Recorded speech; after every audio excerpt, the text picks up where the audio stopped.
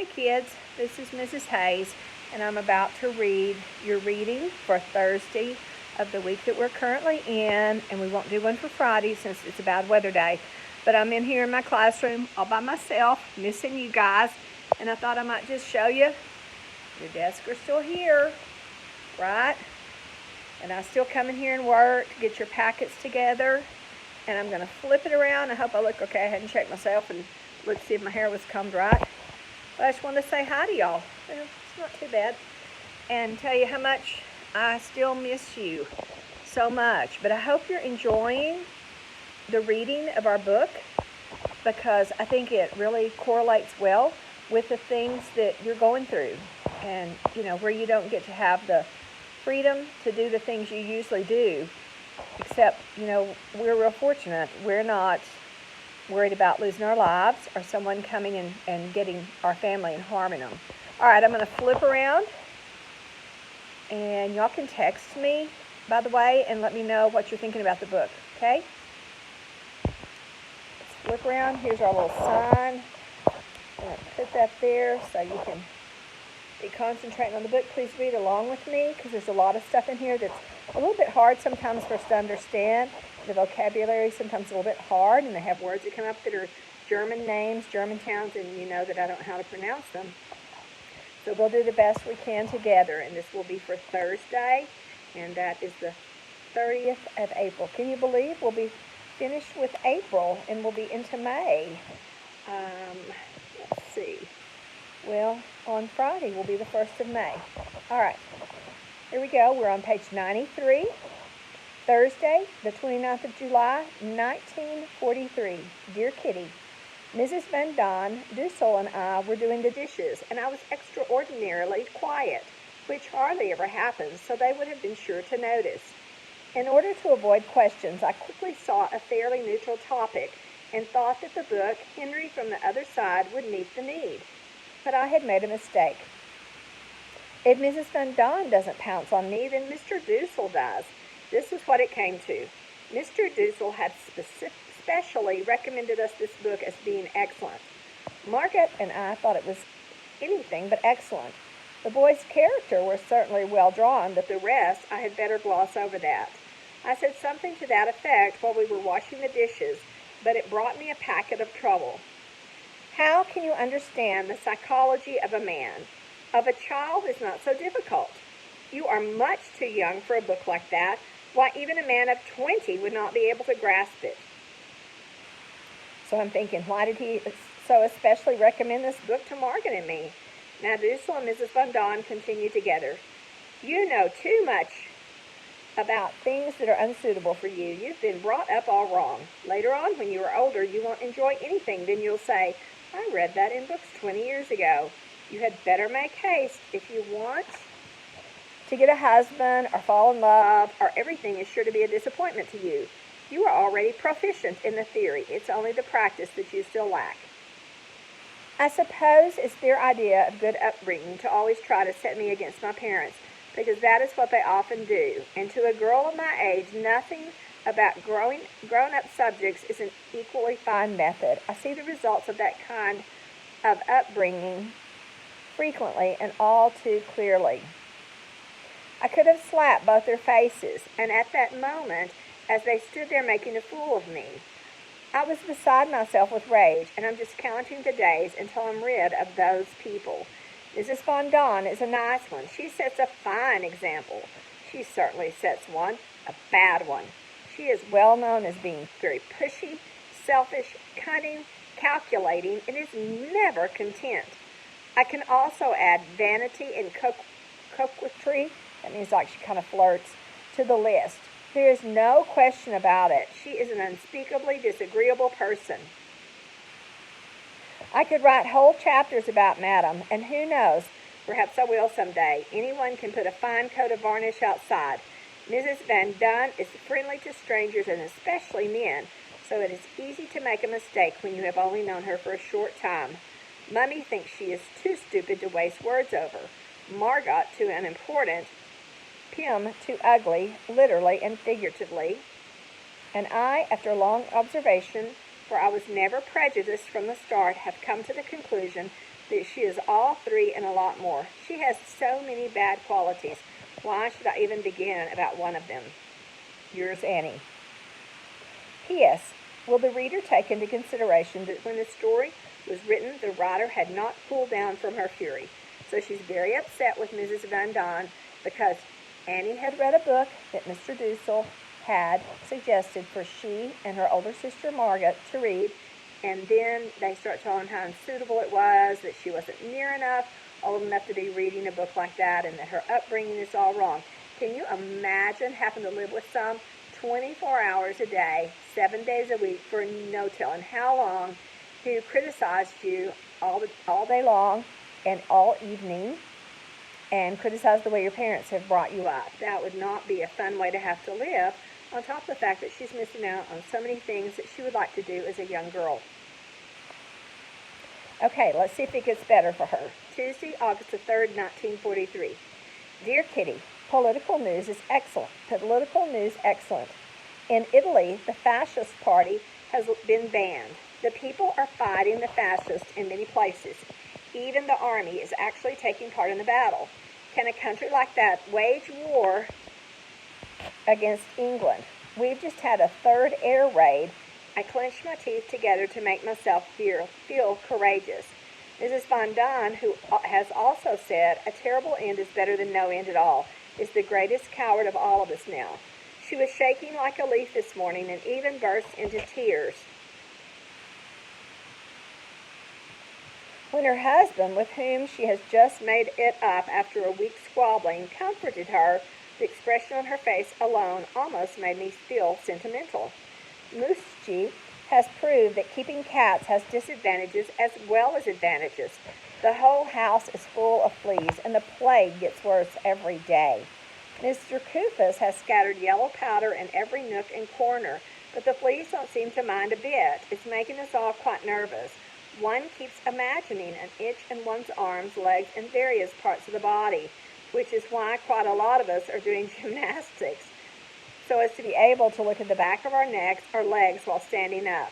Now we're being paid back for not being more supple. We're too stiff to even turn our heads properly. We gave up real gymnastics long ago. Yours, Annie. So, their cat that benefits them because it kills all the mice and where they're staying has developed fleas, and so they're afraid they'll get them. So when she says they're doing gymnastics, they're bending and turning and trying to look on their arms, their legs for a flea or a bite. And supple means like you can move easily. Like if you have a little, if you're pretty limber, then that would be supple. I think of a tree being supple that can bend easily, and a big thick tree,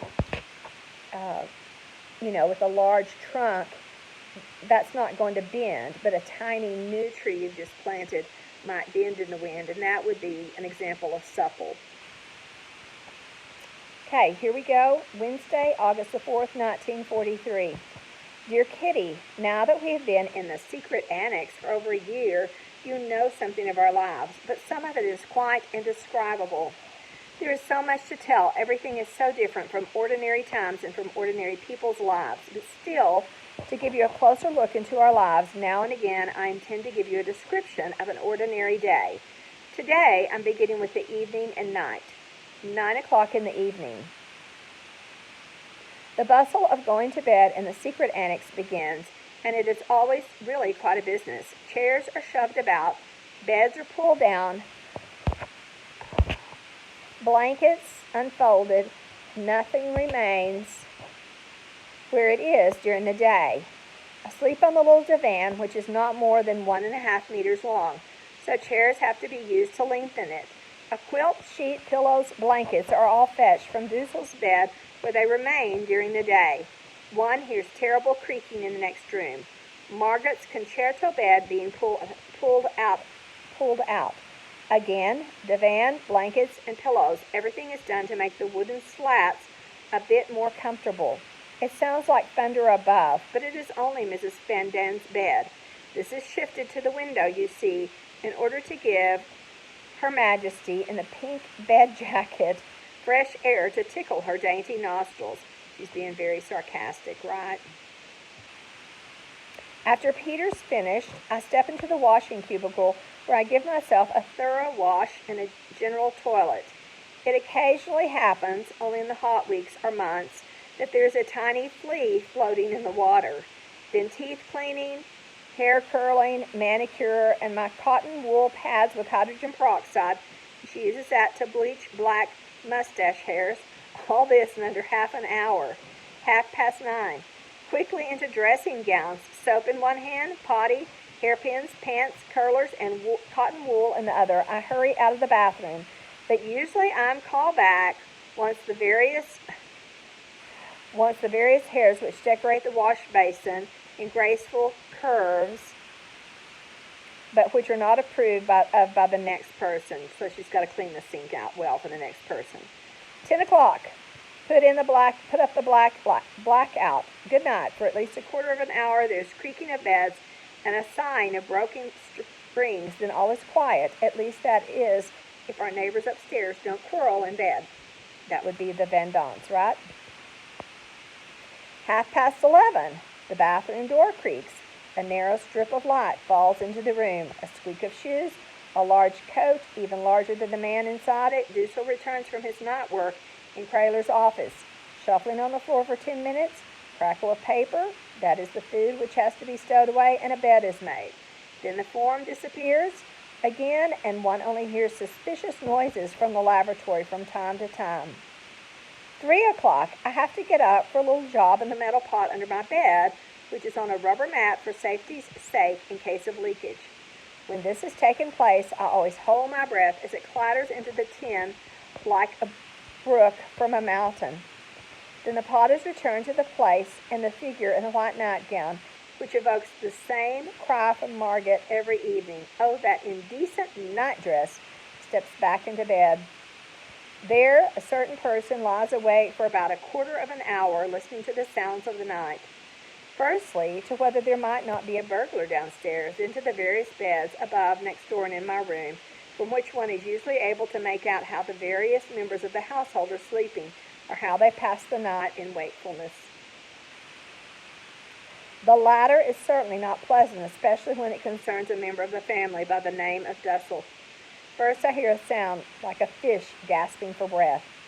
This is repeated 9 or 10 times. Then with much ado and interchanged with little smacking sounds, the lips are moistened, followed by a lengthy twisting and turning in bed and rearranging of pillows. 5 minutes perfect peace, and then the same sequence of events unfolds itself at least 3 times more, after the doctor has soothed himself to sleep again for a little while. It can also happen that we get a bit of shooting in the night, varying between 1 o'clock and 4. I never really realize it until from habit I am already standing at my bedside.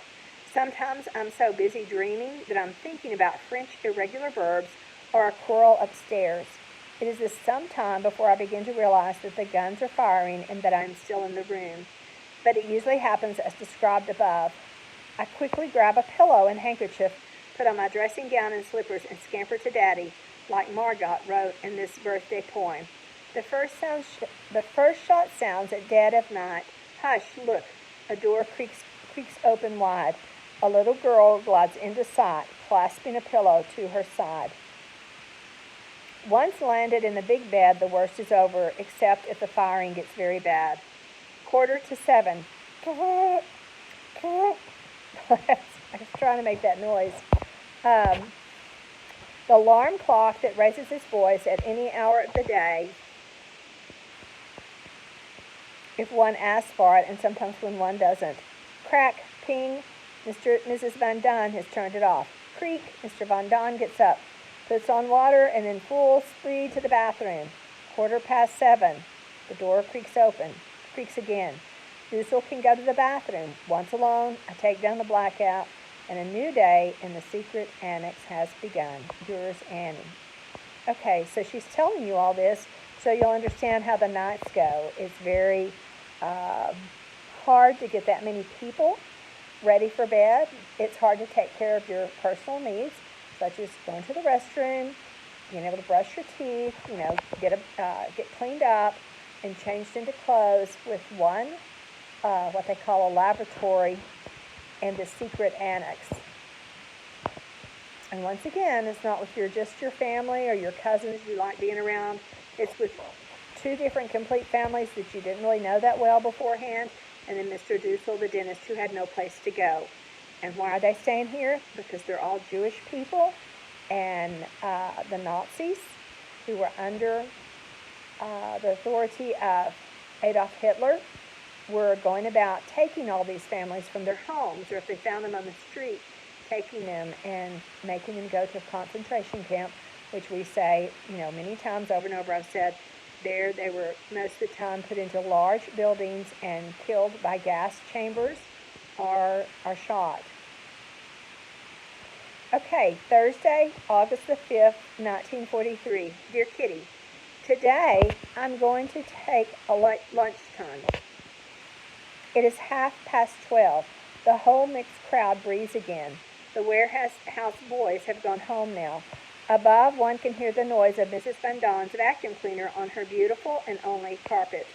Margaret goes with a few books under her arm for her Dutch lesson for children who make no progress, because that's Dussel's attitude. Pim goes into a corner with his inseparable Dickens to try and find peace somewhere. Mummy hurries upstairs to help the industrious housewife, and I go to the bathroom to tidy it up a bit, and find myself at the same time. 1:45. The place is filling up.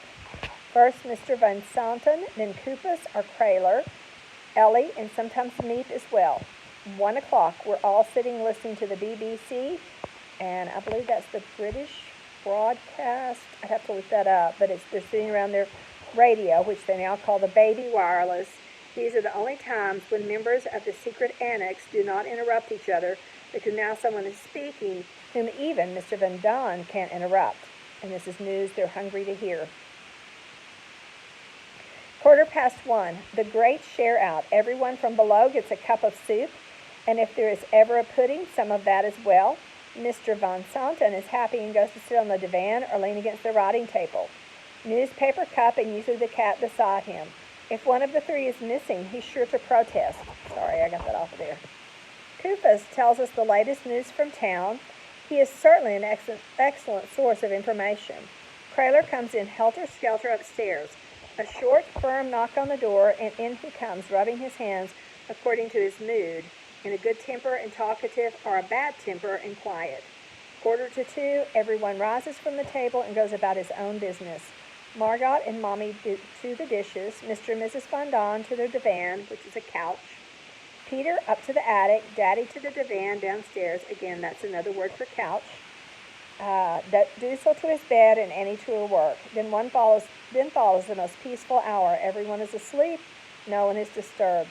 Dussel dreams of lovely food. The expression on his face gives us away. But I don't look long because the time goes so fast. And at 4 o'clock, the pedantic doctor is standing, clock in hand, because I'm 1 minute late in clearing the table for him. Remember, she has to share the table with him where she wants to do some of her schoolwork, and he says he needs the table himself. All right, let's try to read maybe one or two more. Monday, August the 9th, 1943. Dear Kitty, to continue the secret annex daily timetable, I shall now describe the evening meal. Mr. Van Dawn begins. He is first to be served, takes a lot of everything if it is what he likes, usually talks at the same time, always gives his opinion as the only one worth listening to, and once he has spoken, it is irrevocable. That means nobody can go against what he says, because if anyone dares to question it, then he flares up at once. Oh, he can spit like a cat. I'd rather not argue. I can tell you, if you've once tried, you don't try again. He has the best opinion. He knows the most about everything. All right, then, he has got brains, but self-satisfaction has reached a high grade with this gentleman. Madame, really, I should remain silent. Some days, especially if there's a bad mood coming on, you can't look at her face. Not the on closer examination, she is the guilty one in all the arguments, not the subject. Oh, not everyone prefers to remain aloof over that, but one can perhaps call her the kindler. That means she starts the arguments. Stirring up trouble, that's fun. Mrs. Frank against Annie. Margot against Daddy doesn't go quite so easily. But now at the table, Mrs. Van Don doesn't go short, although she thinks so at times. The tiniest potatoes, the sweetest mouthful, the best of everything, picking over is her system. The others will get their turn as long as I have the best. That's what she's saying, how Mrs. Van Don operates, picking out her food at the table. Then talking, whether anyone is interested, whether they are listening or not, that doesn't seem to matter. I suppose she thinks everyone is interested in what Mrs. Van Don says. Coquettish smiles, behaving as if one knew everything, giving everyone a bit of advice and encouragement. That's sure to make a good impression. But if you look longer, then the good soon wears off. 1, she is industrious. 2, she is gay, and that means she is happy. 3, a coquette, and occasionally pretty. This is Petronella Van Don, the third table companion. One doesn't hear much from him. Young Mr. Van Don is very quiet and doesn't draw much attention to himself. As for appetite, a Danadine vessel which is never full, and after the heartiest meal declares quite calmly that he could have eaten double. Number 4, Margot. Eats like a little mouse and doesn't talk at all. The only things that go down are vegetables and fruit. Spoiled is the Van Don's judgment. Not enough fresh air and games, our opinion. Beside her, Mummy, good appetite, very talkative. No one has the impression as Mrs. Van Don. This is the housewife. What is the difference? Well, Mrs. Van Don does the cooking and Mummy washes up and polishes. Number 6 and 7, I won't say much about Daddy and me. The former is the most unassuming of all at the table. He looks first to see if everyone else has something. So he looks around. Some of the people in this household, when they sit down to have a meal, and remember their food is not very plentiful, and they don't get the best of everything. Sometimes it's kind of old and a little bit towards the rotted side or spoiled side. But some people will sit down and when anything is served, they're going to make sure they get the best of everything that's available, right? But Annie's saying about her dad, he needs nothing for himself, for the best things are for the children. He is the perfect example, and sitting beside him, the secret annex's bundle of nerves. Dr. Dussel, he's the bundle of nerves. Helps himself, never looks up, eats and doesn't talk. And if one must talk, then for heaven's sake, let it be about food. You don't quarrel about it, you only brag. Enormous helpingness go down, and the word no is never heard. Never when the food is good, and not often when it's bad. Trousers wrapping his chest, red coat, black bedroom slippers, and a horn-rimmed spectacles. Now I think trousers wrapping his chest must be like he has a kind of big belly, and so his trousers are pulled up to his chest to rest instead of his waist. That is how one sees him at the little table, always working, alternated only by his afternoon nap, food, and his favorite spot, the laboratory. 3, 4, 5 times a day, someone stands impatiently in front of the door and wriggles, hopping from one foot to the other, hardly able to contain himself. Does it disturb him? Does it bother him that someone's about to wet their pants? Nope, not a bit. From 7:15 till 8:30. From 12:30 till 1 o'clock. From 2 till 4:15. From 4 till 4:15. From 6 till 4:15. And from 11:30 until 12. One can make note of it.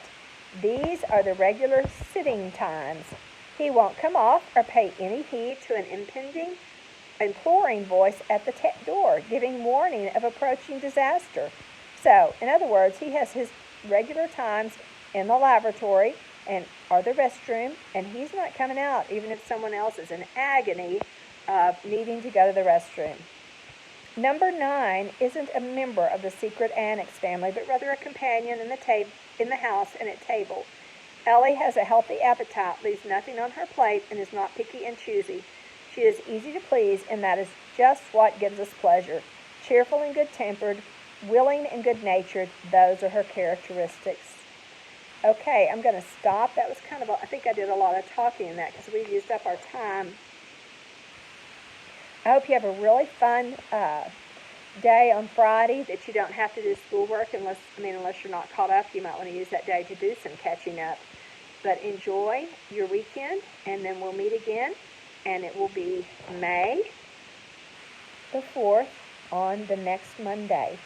All right, I miss you guys. Take care of yourself and wash your hands. Bye-bye.